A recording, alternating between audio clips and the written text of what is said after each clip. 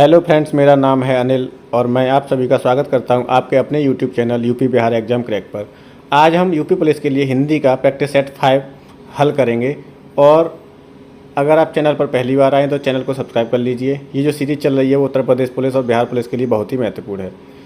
अभी हम 50 practice set इसके कंप्लीट करेंगे और ये आपके 20 अगस्त तक कंप्लीट हो जाएंगे। तो चलिए शुरू करते हैं आज की क्लास का पहला प्रश्न। पहला प्रश्न है, स्वरों की संख्या कितनी होती है? 11, 13, 9 या 10? तो स्वरों की संख्या जो होती है वो होती है 11। और स्वर क्या होते हैं? ये स्वतंत्र होते हैं। कैसे होते हैं?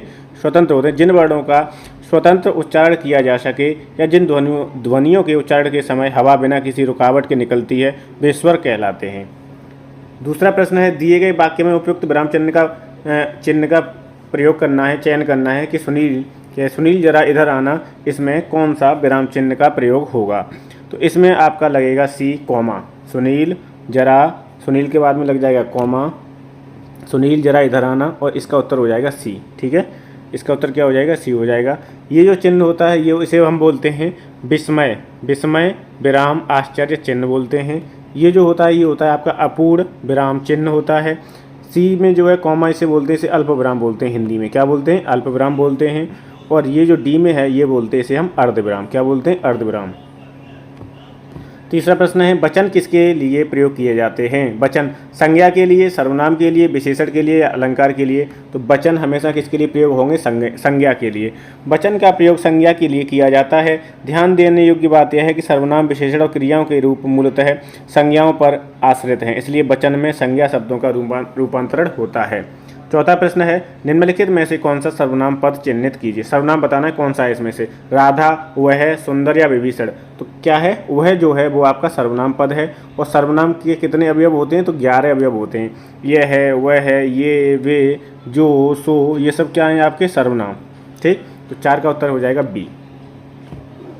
पांचवा प्रश्न है, किसी संज्ञा या सर्वनाम शब्द की विशेषता बताने वाले शब्द क्या कहलाते हैं? संज्ञा या सर्वनाम की विशेषता बताते हैं उन्हें हम बोलते हैं विशेषण, और विशेषण की विशेषता बताता है उसे हम क्या बोलते हैं? प्रविशेषण। संज्ञा या सर्वनाम की विशेषता बताता है उसे हम क्या बोलते हैं? विशेषण बोलते हैं। छठवां प्रश्न है, मुख्य क्रिया के अर्थ को स्पष्ट करने वाली क्रिया को क्या कहते हैं? कोई मुख्य क्रिया है उसके अर्थ को स्पष्ट करने वाली क्रिया को क्या कहेंगे? तो उसे हम कहेंगे सहायक क्रिया। क्या कहेंगे? सहायक क्रिया। और 6 का उत्तर हो जाएगा डी। क्या हो जाएगा? 6 का आंसर डी हो जाएगा। निम्न में अवयव बताना है, कौन सा अवयव है? भारत, श्याम, आह या दक्षिण? तो आह जो है वो आपका अवयव है। आह, बाह, ठीक है, हाय, सावास, हाँ, और, किंतु, जब, तब, अतः, ये सब आपके अवयव शब्द हैं। 8वां प्रश्न है, लिंग के आधार पर असंगत युग्म बताना है। छात्र का स्त्रीलिंग क्या होगा? छात्रा। प्रौढ़ का प्रौढ़ा। आयुष्मान का आयुष्मती। और डी, सांप का सांपिनी। तो उत्तर हो जाएगा डी, सांप का सांपिनी। यही वाला असंगत है और यही गलत है।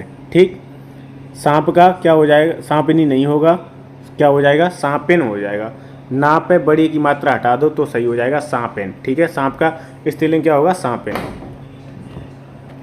9वां प्रश्न है, इनमें से एक वचन बहुवचन का कौन सा युग्म सही नहीं है?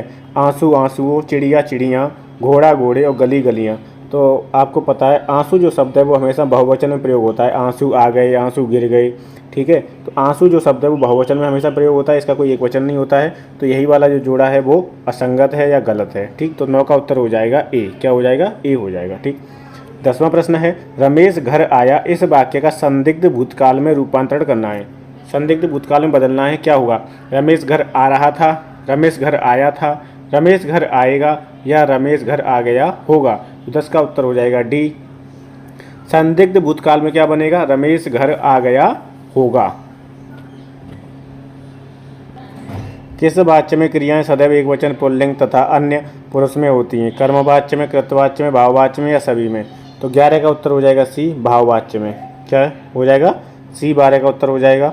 12वां प्रश्न है, आचार्य किशोरीदास वाजपेयी के मत से किन्हीं में कितने कारक हैं? हिंदी में कितने कारक हैं? 6, 7, 8 या 5? तो 12 का आंसर हो जाएगा ए। कितने कारक होते हैं? 6 कारक होते हैं। इनमें से अंगरखा शब्द क्या है? अंगरखा का तत्सम शब्द है, देशज है, विदेशज है या तद्भव है? तो अंगरखा का होता है अंगरक्षक। ठीक है, अंगरखा का जो होगा वो अंगरक्षक हो जाएगा। और 13 का उत्तर हो जाएगा डी। अंगरखा जो शब्द है वो तद्भव है। और तद्भव का इसका तत्सम क्या होता है? अंग, अंग रखा का अंग रक्षक होता है। क्या होता है? अंग रक्षक। 14वां प्रश्न है अ उपसर्ग और त प्रत्यय के योग से बनने वाला शब्द कौन सा है?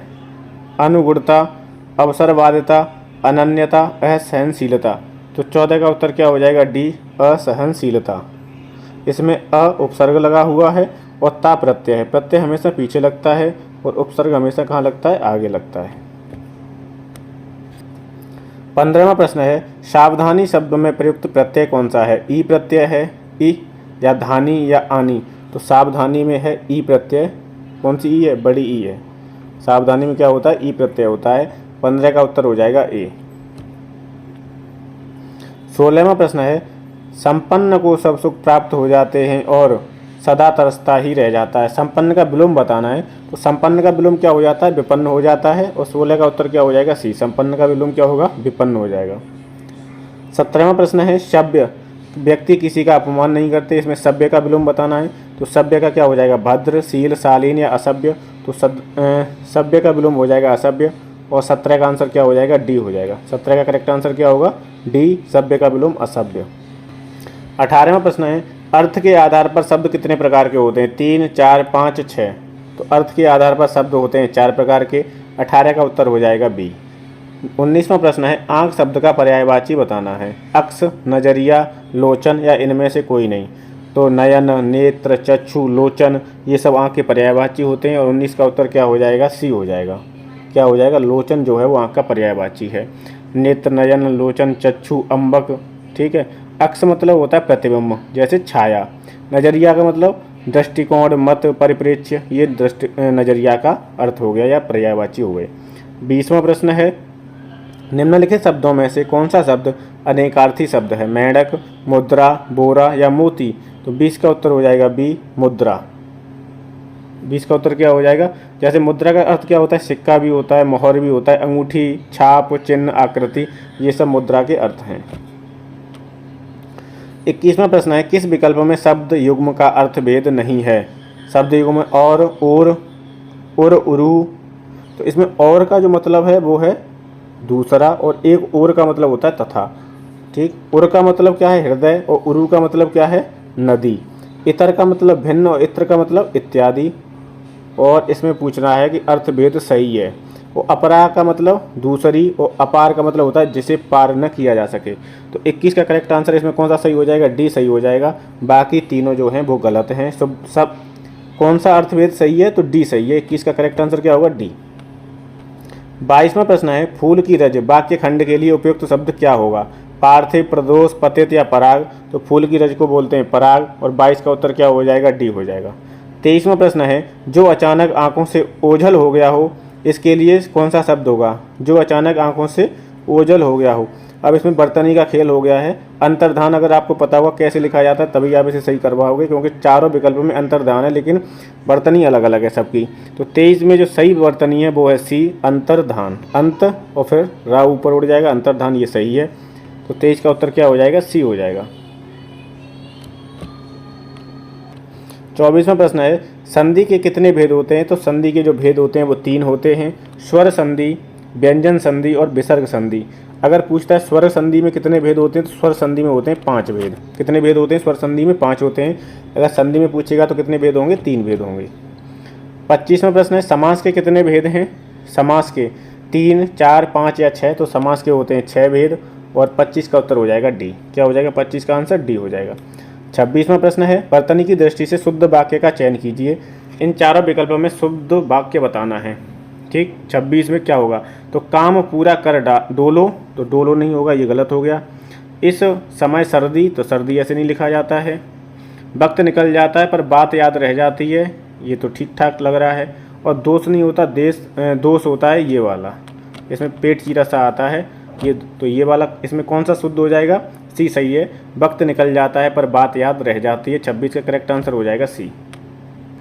27वां प्रश्न है निम्नलिखित में से उद्दीपन का कार्य कौन करता है? प्रेम पात्र की मधुर वाणी, भयानक, वीर या रौद्र। तो 27 का उत्तर हो जाएगा ए, प्रेम पात्र की मधुर वाणी, ये उद्दीपन का कार्य करता है। 28वां प्रश्न है छप्पय में होते हैं, छप्पय में कितने चरण, कितने रोला होते हैं? और कितने उल्लाला होते हैं तो बताना है। छप्पय में प्रथम 4 चरण रोला के और अंतिम 2 चरण उल्लाला के, या प्रथम 2 चरण रोला के और अंतिम 4 चरण उल्लाला के। सी है प्रथम 4 चरण चौपाई के और अंतिम 2 चरण दोहा के, या उपयुक्त में से कोई नहीं। तो 28 का जो करेक्ट आंसर होगा वो हो जाएगा ए। छप्पय विषम मात्रिक एवं संयुक्त छंद है। इसमें कुल 6 चरण होते हैं। प्रथम 4 चरण रोला छंद के और अंतिम या शेष चरण जो होते हैं वो होते हैं उल्लाला छंद के। तो कौन सा उत्तर सही हो जाएगा? ए सही हो जाएगा। 28 का करेक्ट आंसर क्या है? ए है। 29वां प्रश्न है, जिन पंक्तियों में एक ही उच्चारण स्थान से उच्चारित होने वाले वर्णों की आवृत्ति होती है तो वहाँ कौन सा अलंकार होता है? लाटानुप्रास अलंकार, श्रुत्वानुप्रास अलंकार, छेकानुप्रास अलंकार या वृत्त्यानुप्रास अलंकार? इसका उत्तर हो जाएगा बी, श्रुत्यानुप्रास अलंकार हो जाएगा। 29 का करेक्ट आंसर क्या होगा? बी हो जाएगा। जिन पंक्तियों में एक ही उच्चारण स्थान से उच्चारित होने वाले वर्णों की आवृत्ति होती है वहाँ श्रुत्यानुप्रास अलंकार होता है। दिनांत था थे दीनानाथ डूबते, सदेनु आते गृह ग्वाल बाल थे। अनुप्रास अलंकार, उसमें क्या होता है? वर्णों की आवृत्ति होती है तो उसे हम बोलते हैं अनुप्रास अलंकार। 30वां प्रश्न है, दिए गए वाक्य में उपयुक्त शब्द को चयन करके रिक्त स्थान की पूर्ति कीजिए। मेहनत ही जीवन है, मृत्यु है, अभिशाप है या परिश्रम है? तो मेहनत ही जीवन है और 30 का करेक्ट आंसर क्या हो जाएगा? ए हो जाएगा। 31वां प्रश्न है, कंगाली में आटा गीला लोकोक्ति का सटीक अभिप्राय क्या है? गरीबी में रहना, कष्ट पर कष्ट आना, रोजगार न मिलना या आटा कम और पानी ज़्यादा? तो कंगाली में आटा गीला होने का मतलब होता है कष्ट पर कष्ट आना। 31 का करेक्ट आंसर हो जाएगा बी। 32वां प्रश्न है, बोए पेड़ बबूल का आम कहाँ से होए? लोकोक्ति का सही अर्थ क्या है? कर्म के अनुसार फल नहीं मिलता, जैसा कर्म करोगे वैसा फल मिलेगा, कर्म और फल का कोई संबंध नहीं है, या कर्म करो फल की इच्छा मत करो? तो 32 का आंसर हो जाएगा बी, जैसा कर्म करोगे वैसा फल मिलेगा। बोए पेड़ बबूल का तो आम कहाँ से होए? ठीक, 32 का आंसर क्या हो जाएगा? बी। 33वां प्रश्न है, भक्ति काल को हिंदी साहित्य का स्वर्ण युग इनमें से किसने कहा है? स्वर्ण युग किसने कहा है? जॉर्ज गियर्सन ने, रामचंद्र शुक्ल ने, बाबू गुलाब राय ने या श्याम सुंदर दास ने? तो भक्ति काल को हिंदी साहित्य का स्वर्ण युग कहा है श्याम सुंदर दास ने। भक्ति काल को हिंदी साहित्य का स्वर्ण युग श्याम सुंदर दास ने कहा है, जबकि जॉर्ज गियर्सन ने भक्ति काल को क्या कहा है? स्वर्ण काल कहा है। स्वर्ण काल कहा है। स्वर्ण काल किसने कहा है? जॉर्ज गियर्सन ने। स्वर्ण काल, थोड़ा सा अंतर है स्वर्ण युग और स्वर्ण काल में। स्वर्ण काल इन्होंने कहा है और स्वर्ण युग श्याम सुंदर दास ने कहा है। रामचंद्र शुक्ल ने भक्ति काल, हजारी प्रसाद द्विवेदी ने लोक जागरण काल कहा है। क्या कहा है? भक्ति हिंदी साहित्य को भक्ति काल को क्या कहा है? तो रामचंद्र शुक्ल ने कहा है भक्ति काल और हजारी प्रसाद द्विवेदी ने कहा है लोक जागरण काल। ये आपके 33 प्रश्न कंप्लीट हो गए हैं। अब जो 5 प्रश्न हैं वो आपके गद्यांश से हैं। किससे हैं? गद्यांश से। तो गद्यांश में कुछ खास नहीं है। गद्यांश जब भी आपको करना है, जो भी चीज़ें इंपॉर्टेंट लगे उनके नीचे अंडरलाइन कर लो और प्रश्न पढ़ो, और प्रश्न पढ़ के गद्यांश के थ्रू या गद्यांश के अनुसार अपना उत्तर दो। ठीक, तो इस क्लास को यहीं समाप्त करते हैं। कल मिलते हैं प्रैक्टिस सेट 6 के साथ में। Thank you so much.